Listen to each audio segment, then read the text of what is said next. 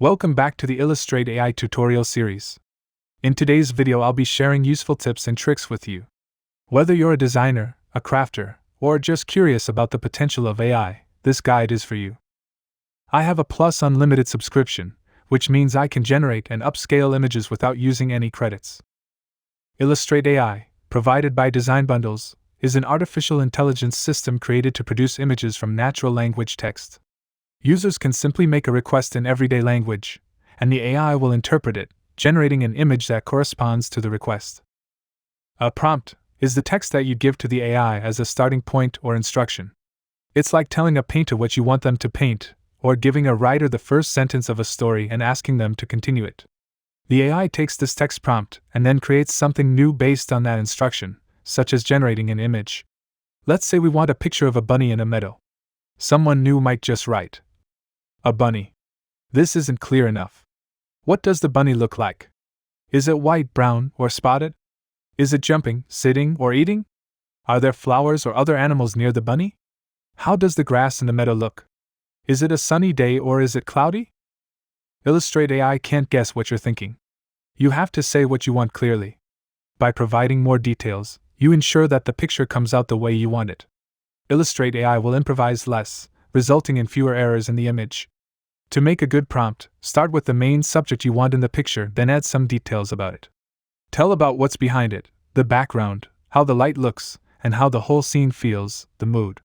You can write up to 1,000 characters, but shorter prompts often work better. Try to say what you want in less than 20 words. If you don't have a clear idea of what you want, use more general words like a dog or a flower. If you have a clear picture in your mind, be very specific in your words, such as a golden retriever dog or a rose. You can search for types of dogs or types of flowers on Google, or you can ask ChatGPT to provide you with a list of those subjects.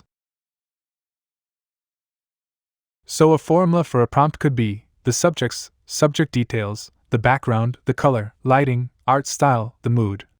The subject refers to what you desire to see in the image. A common mistake people often make is not providing enough detail when describing the subjects. Subject details include details about what the subject looks like, what it does, and any specifics related to the subject. The background. Consider the background. Is it a plain backdrop, a landscape, a home interior, a wall, or are there other subjects present? Colors. Consider the colors of the subject. Is it orange, black, or does the entire image have a specific color theme like an orange-blue theme or a black and white theme? Lighting. Lighting is a crucial factor in creating a successful image, as any photographer would tell you. Lighting keywords can significantly impact how the image looks. Is it morning light, golden hour light, neon light, or studio light? Art style. Identify the art style. Is it a photo, a digital painting, an oil painting, a watercolor painting, or a 3D render? The mood. Decide on the desired mood for the image. Should it be mysterious, dreamy, magical, dramatic, spooky, romantic, cozy, or rustic? I usually start with a simple prompt specifying what I want, its appearance, and the desired style. Generate 4 images to observe the outcomes. Not all prompts succeed every time. The goal is to obtain a statistical insight into their capabilities.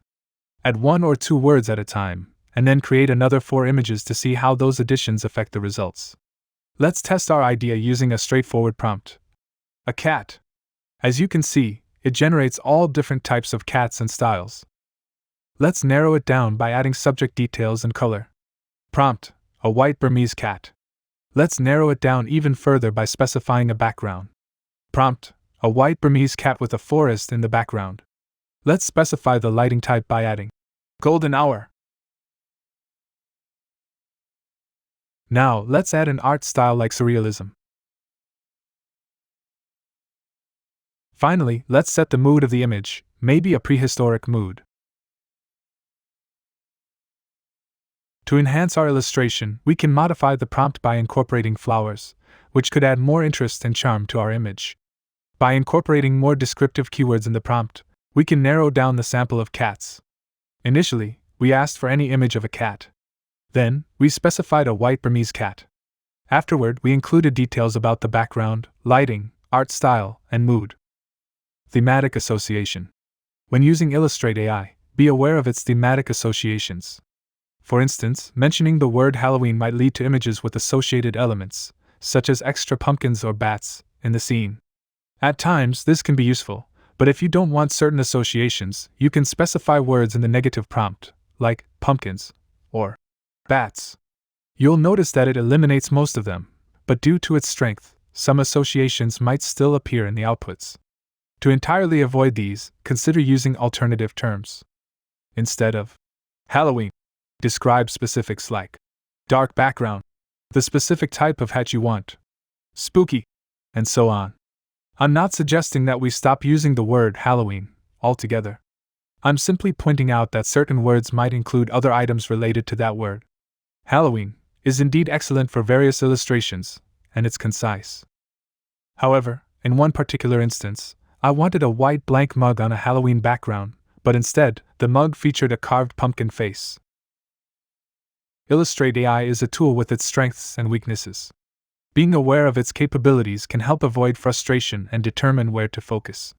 Over time, with improvements from better trained models, we can expect increased understanding of prompts and generation of images with fewer errors. Strengths: proficient in generating a diverse range of art styles, both realistic and illustrative.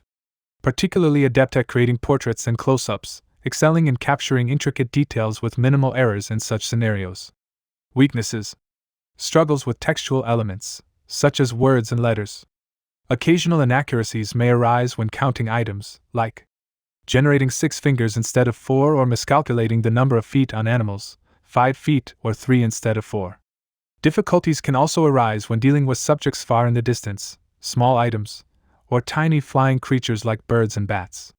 The performance can vary based on the style and number of attempts, so it's essential not to expect perfect results on the first try, as these weaknesses persist. To minimize errors in the generated image, craft the prompt using the following strategies. Use portraits or close-ups. Focus on generating images with portraits or close-ups, as Illustrate AI performs better with these types of subjects, capturing details more accurately. Simple subjects. Opt for subjects that don't have many elements to count or intricacies to avoid counting errors. Keep the composition straightforward and uncluttered. Avoid textual elements. Refrain from including words or letters in the prompt to prevent inaccuracies in text generation. Negative prompt. Use the negative prompt to indicate what elements you don't want to appear in the image, reducing the likelihood of unwanted elements being generated. By employing these approaches, you can enhance the accuracy and quality of the images generated by Illustrate AI and avoid common errors associated with complex scenes, textual elements, and counting intricacies. When you mention an artist's name in the prompt, sometimes the AI may attempt to include a signature or watermark in the generated image. During its training, the AI observed that many paintings have signatures on them, and it may try to incorporate that name into the image generation as if it were a signature. Even if I include my name in the prompt, the AI might still attempt to add it as a signature or watermark, even though I am not a painter, and my images were not part of their training data. Using a square ratio often yields better results than portrait or landscape. While portrait might make characters appear taller or elongate their necks, landscape can make them look wider. Depending on the subject, this may be fine in some cases but can lead to obvious distortions in others. Thus, a square ratio generally delivers more consistent and improved outcomes compared to both portrait and landscape. Illustrate AI has difficulty with detailed color instructions. For instance, it can manage a scenario where there's an orange cat beside a white dog since there are 2 colors. However, adding a third color, like a red curtain in the background, can confuse it. For clearer results, it's best to mention no more than 2 colors. If possible, use dark or light instead of mentioning specific colors in the prompt. For example, you can describe the subject as wearing a dark dress against a light background to avoid excessive color details in the prompt. The importance of words in a prompt follows a specific pattern. The words at the beginning of the prompt hold more significance, as demonstrated in our case with the orange cat. These words are often placed at the front to emphasize their importance. However, as the prompt lengthens, the importance of individual words diminishes. In theory, if the prompt were a cat and a dog, it would carry a 100% weight. The word cat would hold around 60% power, and dog would have approximately 40% power. Nevertheless, when we expand the prompt to a cat with a black hat and a dog in the forest under cinematic light, The weight is distributed among the words. Consequently, the cat no longer retains its 60% power and may now have only 20 to 30% power. Similarly, the dog might have around 15% power, and other words in the prompt would receive even smaller proportions of the overall weight. And that concludes today's video tutorial. Stay tuned for more tutorials coming soon. Don't forget to show your support by liking this video and subscribing to our channel. If you have any further questions, feel free to join our Facebook group called Pixaroma Community. Thank you for your support, and I hope you find inspiration to create amazing things.